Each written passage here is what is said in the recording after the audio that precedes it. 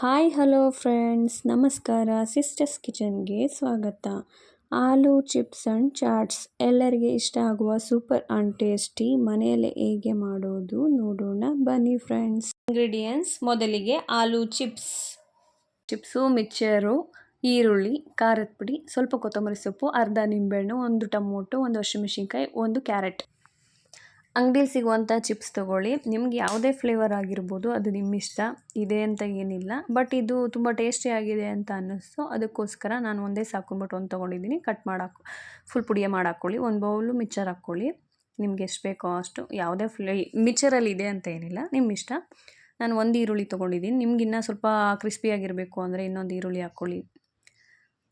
ಒಂದು ಕ್ಯಾರೆಟ್ ತೊಗೊಂಡಿದ್ದೀನಿ, ಬೇಕು ಅಂದರೆ ಇನ್ನೊಂದು ಸ್ವಲ್ಪ ಹಾಕ್ಕೋಬೋದು, ಬಟ್ ಇದಕ್ಕೆ ಸಾಕು.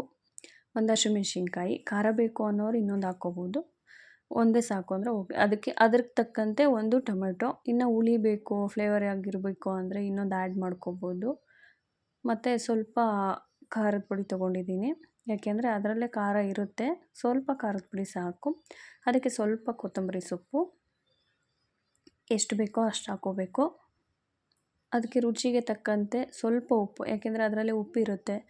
ಅತಿಯಾಗಿ ಉಪ್ಪು ಬೇಡ, ಸ್ವಲ್ಪ ಸಾಕು.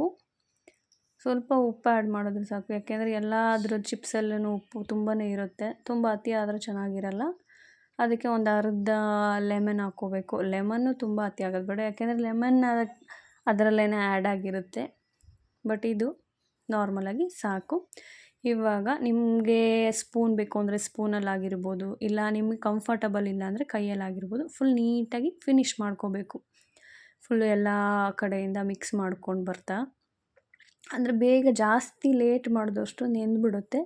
ಬೇಗ ಸ್ವಲ್ಪ ನೀಟಾಗಿ ಕಲಿಸ್ಕೊಂಡ್ರೆ ಮಕ್ಕಳಿಗೆ ಸಂಜೆ ಸ್ನ್ಯಾಕ್ಸ್ಗೆ, ಮಳೆಯಲ್ಲಿ ತಿನ್ನಲಿಕ್ಕೆ, ವಯಸ್ಸಾದವರಿಗೆ, ಸ್ವಲ್ಪ ಈಗ ಟ್ಯಾಬ್ಲೆಟ್ ನುಂಗೋರಿಗೆ ಎಲ್ಲರಿಗೂ ಕಂಫರ್ಟಬಲ್ ಆಗಿರುತ್ತೆ. ತಿನ್ನೋಕ್ಕೆ ತುಂಬಾ ಅದ್ಭುತವಾಗಿ ರುಚಿಯಾಗಿರುತ್ತೆ. ಆರಾಮಾಗಿ ತಿನ್ಬೋದು. ರೆಸಿಪಿ ಮನೆಯಲ್ಲಿ ನೀವು ಒಂದು ಸಾರಿ ಟ್ರೈ ಮಾಡಿ ನೋಡಿ, ನಿಮಗೆ ತುಂಬ ಇಷ್ಟ ಆಗುತ್ತೆ. ಈ ವಿಡಿಯೋ ಇಷ್ಟ ಆಗಿದ್ದರೆ ಲೈಕ್ ಮಾಡಿ, ಕಮೆಂಟ್ ಮಾಡಿ, ಶೇರ್ ಮಾಡಿ, ಸಬ್ಸ್ಕ್ರೈಬ್ ಮಾಡೋದನ್ನು ಮರಿಬೇಡಿ. ಎಲ್ಲರಿಗೂ ಶುಭ ದಿನ.